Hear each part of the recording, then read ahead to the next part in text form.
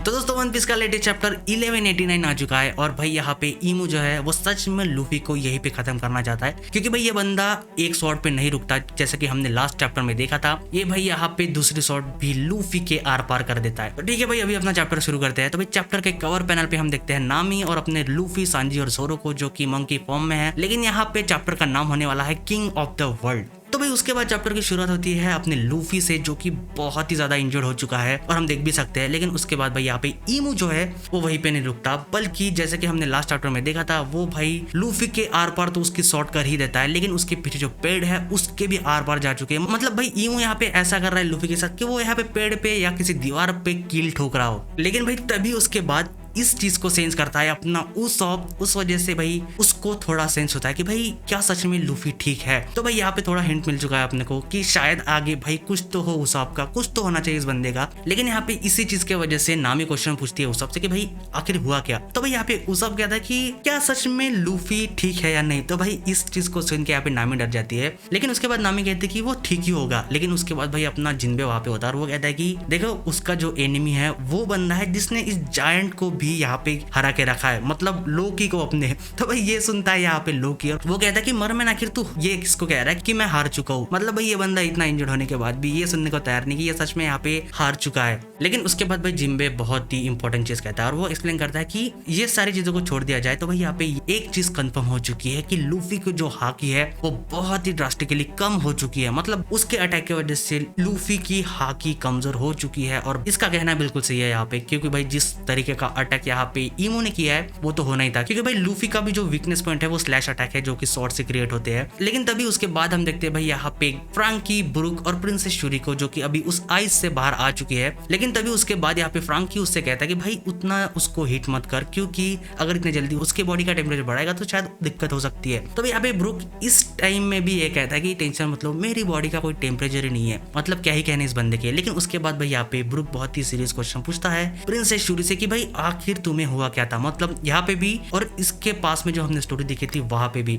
लेकिन भाई यहाँ पे प्रिंसेस शूरी का कोई भी जवाब नहीं होता, क्योंकि वो अभी भी शायद अनकॉन्शियस है। लेकिन तभी उसके साइड में आता है भाई यहाँ पे राग्नीर और उसॉप, और राग्नीर भाई कुछ तो भी कहने की कोशिश करता है। लेकिन दूसरी तरफ यहाँ पे उसॉप कहता है कि क्या तुम सच में श्योर है कि ये बंदी ठीक है, क्योंकि इसी ने बहुत ज्यादा अटैक किए थे इन लोगों के ऊपर। तो भाई कुछ भी गारंटी नहीं कि ये अगर होश में आई तो ये इनके साइड में होगी। लेकिन भाई उसी दौरान यहाँ पे जर्ड, अजरुद्दीन और गोल्डबर्ग की टीम है, वो तीनों भाई शिप से आ रहे हैं और इन्होंने यहाँ पे बहुत ही स्पीड अप कर लिया। उस वजह से भाई वो सीधा क्रैश लैंड करते हैं सीधा लोकी के ऊपर। मतलब भाई वो बंदा पहले ही इतना इंजर्ड हो चुका है, उसके ऊपर ये तीनों भाई क्रैश लैंड कर रहे हैं उसके ऊपर। तो भाई वहां पे अपना जो चॉपर है वो गार्ड पॉइंट को इस्तेमाल करता है, लेकिन वो ऐसी पोजीशन पे कर रहा है जिसके हिसाब से मुझे समझ में नहीं आ रहा कि भाई वो यहाँ पे किसको बचाने की कोशिश कर रहा है। क्योंकि भाई यहाँ पे तुम ये सीन देख ही सकते हो कि जड़ भाई लोकी कहाँ पे गिर रही है। तो उसके बाद भाई यहाँ पे उसब भी पूछता है कि भाई आगे देख किस टाइप की एंट्री थी। लेकिन उसके बाद यहाँ पे जड़ थैंक यू कहती है चॉपर को उसको बचाने के लिए, और यहाँ पे जड़ उसके बाद जाती है भाई यहाँ पे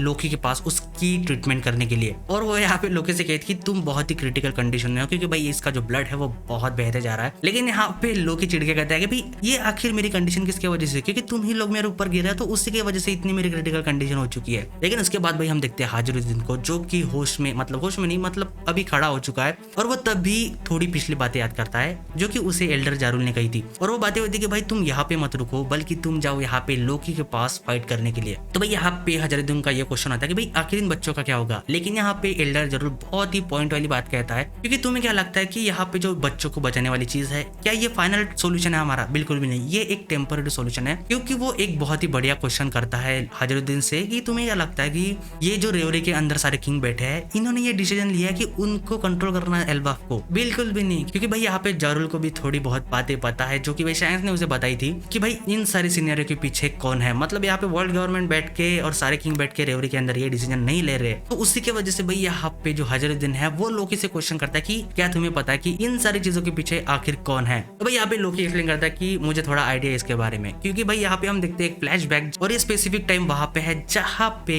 हेराल्ड की मौत हुई थी। और ये सारे लोग मतलब शैंक्स, गबाम, लोकी और एल्डर जारुल थे। और भाई यहाँ पे लोकी कहता है कि ये चीज मुझे रेड हेयर शैंक्स ने बताई थी, क्योंकि भाई उस टाइम पे यहाँ पे लोकी बताता है कि मैं बिल्कुल रेडी था, क्योंकि मैंने अभी भी डेविल फ्रूट खाया था और उसकी पावर की मदद से मैं यहाँ पे वर्ल्ड गवर्नमेंट के अगेंस्ट बदला लेना चाहता था, क्योंकि जो भी चीज इन्होंने हेराल्ड के साथ की उसके वजह से। तो भाई यहाँ पे शैंक्स उसे रोकता है और वो कहता है कि तुम्हें ऐसा नहीं करना चाहिए। तो भाई ये चीज सुन के लोकी का दिमाग खराब होता है कि क्या तुम्हारा दिमाग खराब है शैंक्स, आखिर तुम मुझे मेरा रेवेन लेने से रोक रहे हो, मतलब जो भी भाई हेराल्ड के साथ इन्होंने किया उसके बावजूद भी।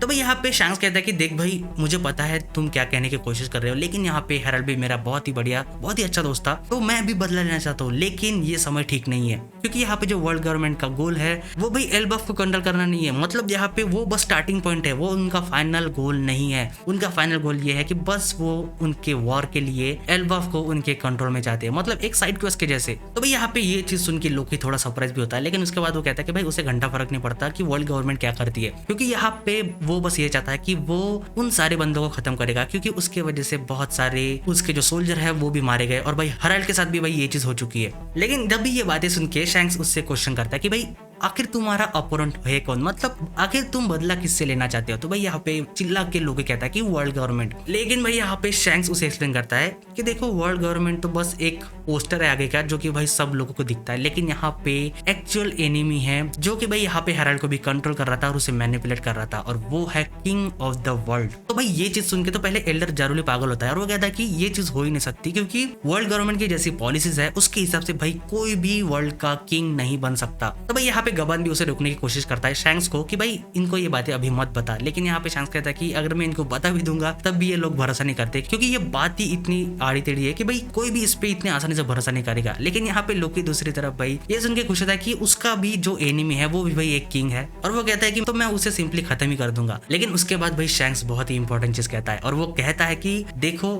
मैंने जब किंग की पावर देखी वो मेरे सोच के भी परे थी, मतलब वो इतनी ज्यादा है कि जब मैं यहाँ पे होली लैंड में गया तो उसकी पावर देख के मैं कंफ्यूज हो चुका हूँ कि आखिर मुझे करना क्या चाहिए। क्योंकि यहाँ पे भाई शैंक्स कहता है कि अगर कोई उसे मार पाता तो शायद अभी तक किसी ने उसे मार दिया होता, लेकिन अभी तक ऐसा कोई पैदा ही नहीं हुआ है। मतलब वो भाई यहाँ पे ईमू की पावर देख के इस लेवल की बातें कर रहा है, और वो भाई ऐसा हल्का बंदा नहीं है, हम शैंक्स की बात कर रहे हैं। और भाई ये चीज सुनते ही सबसे पहले लोकी के दिमाग में आता है ज़ेबेक, क्योंकि भाई यहाँ पे लोकी ज़ेबेक का बहुत बड़ा फैन था और उस वजह से उससे दिमाग में आ चुका है कि भाई अगर ज़ेबेक नहीं कर पा रहा है ऐसी चीजें तो शायद कौन ही कर पाएगा। तो इसी की वजह से भाई यहाँ पे शैंक्स उससे कहता है कि देख भाई अभी वक्त नहीं आया है उनसे फाइट करने का। लेकिन उसके बाद यहाँ पे लोकी उधर से चला जाता है और वो उसी के एटीट्यूड में जवाब देता है कि तुम मुझे यहाँ पे ऑर्डर देने की कोशिश मत करो, और भाई उधर से यहाँ पे जो लोकी है वो निकल जाता है। और उसके बाद हमको लोकी एक्सप्लेन करता है कि उस टाइम के बाद उसने कंट्री को छोड़ दिया था, मतलब एल्बाफ को, और वो उसका बदला लेने के लिए गया था, लेकिन उसके बाद भी वो कभी भी ईमू के पास मतलब ईमू को रीच नहीं कर पाया।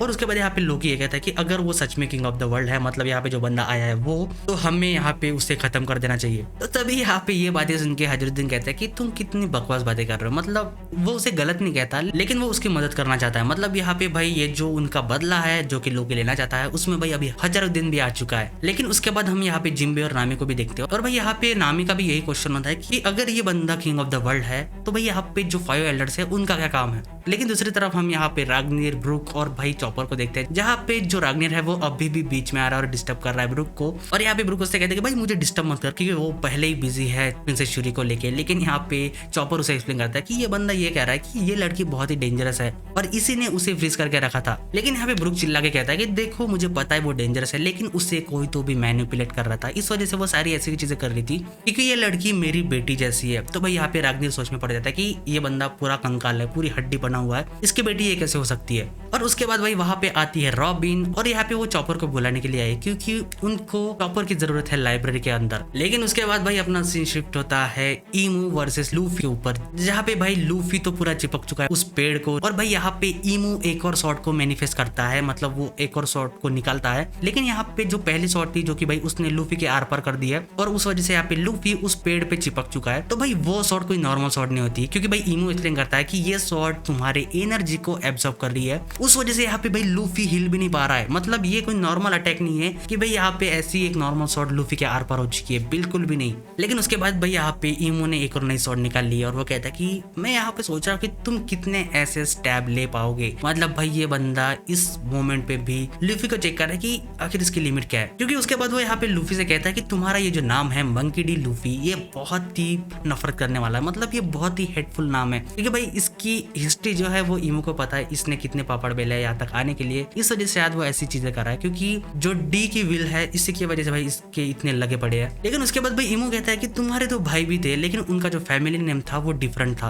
और उसके बाद वो कहता है कि जिसमें से एक को तो यहाँ पे नेवी ने खत्म कर दिया, लेकिन दूसरा भी बंदा रिवोल्यूशनरी आर्मी का बहुत ही पावरफुल बंदा बन चुका है। और तभी उसके बाद भाई यहाँ पे ईमो जो है वो लूफी के आर पार दूसरी स्वॉर्ड भी कर देता है, और इसका नाम होता है sword of the sea water. और भाई यहाँ पे लूफी सच में बहुत ज्यादा इंजर्ड हो चुका है। मतलब पहले ही वो एक ही स्वॉर्ड से हिल नहीं पा रहा था, लेकिन भाई इस बंदे ने यहाँ पे दूसरा अटैक भी कर दिया है। और यहाँ पे ईमो कहता है कि तुम तीनों में एक चीज कॉमन थी, कि तुम में जो फुलिशनेस और तुम्हारा जो रेकलेसनेस था वो एक जैसा ही था। लेकिन भाई यहाँ पे ये बंदा यही पे नहीं रुकता, बल्कि वो एक और वेपन को निकालता है, और वो यहाँ पे वो एक एक्स निकाल रहा है। और वो कहता है कि ये बस तुम्हें स्टैब नहीं करेगा, क्योंकि भाई वो एक्स निकाल रहा है, वो उसकी बॉडी के सच में यहाँ पे टुकड़े कर देगा। और तभी ईमो उसके वेपन को समन करता है, और वो कहता है कि इसका नाम है x of divine punishment Chiang Tian. और भाई हम लूफी को देखते हैं यहाँ पे, वो भाई बहुत ही ऐसा लग रहा है कि भाई आखिरी मोमेंट पे है उसके। लेकिन भाई तभी अपना सीन शिफ्ट होता है यहाँ पे जोरो और सोमर्स के बीच में, और यहाँ पे इन दोनों की फाइट चल रही है। और भाई यहाँ पे अपना जोरो यूज करता है 3 sword style flying dragon hello,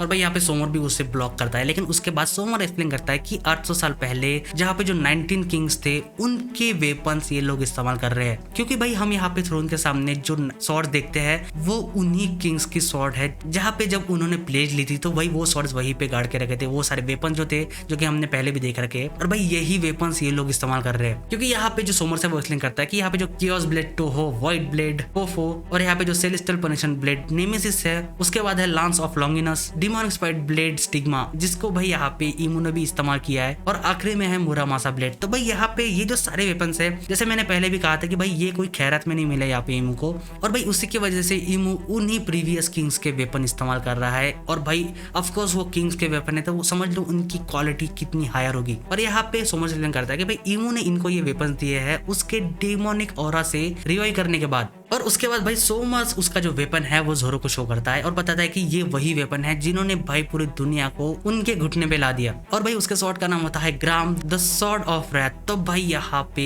इसको जो फैमिली है, मतलब शेफर्ड फैमिली, ये स्वॉर्ड उनको बिलोंग करती है अभी। मतलब शायद यहाँ पे ईमो ने भाई जितने भी किंग्स के स्वॉर्ड थे वो भाई अभी इन ढक्कन लोगों को एक एक करके सबको प्रोवाइड कर दी है, क्योंकि भाई हम यहाँ पे किलिंगम को भी देखते हैं और वो भी भाई अपना वेपन बताता है और उसके वेपन का नाम होता है होली स्पीयर लॉगिनस। और भाई इस बंदे के पास भी एक वेपन आ चुका है जो कि पहले जो प्रीवियस 19 किंग्स थे उनमें से एक के पास था, और भाई अभी ये दोनों बंदे ये वेपन इस्तेमाल कर रहे हैं। लेकिन भाई उसके बाद अपना सीन शिफ्ट होता है फिर से ईमो और लूफी की तरफ, जहाँ पे लूफी को ईमो कहता है ये तुम्हारे लिए बहुत ही ऑनर्ड की बात है और बहुत ही इज्जत की बात है कि तुम यहाँ पे ऐसे वेपन के साथ मारे जा रहे हो जिसने भाई यहाँ पे जो वर्ल्ड गवर्नमेंट है उसकी शुरुआत की थी, मतलब ये जो प्रीवियस किंग थे उनके वेपन। और तभी भाई यहाँ पे ईमो तैयार हो जाता है लूफी के ऊपर अटैक करने के लिए, लेकिन भाई वहाँ पे फाइनल मोमेंट पे आता है अपना गबान ईमो को रोकने के लिए, और भाई यहाँ पे वो फाइनली ब्लॉक भी कर लेते हैं ईमो के अटैक को। लेकिन भाई यहाँ पे गबान आ तो चुका है, लेकिन देखो गबान स्ट्रांग है और ये बंदा कॉन्करर हाको को भी बहुत ही बेहतरीन तरीके से इस्तेमाल करना जानता है। लेकिन भाई ईमो ने यहाँ पे पहले लोकी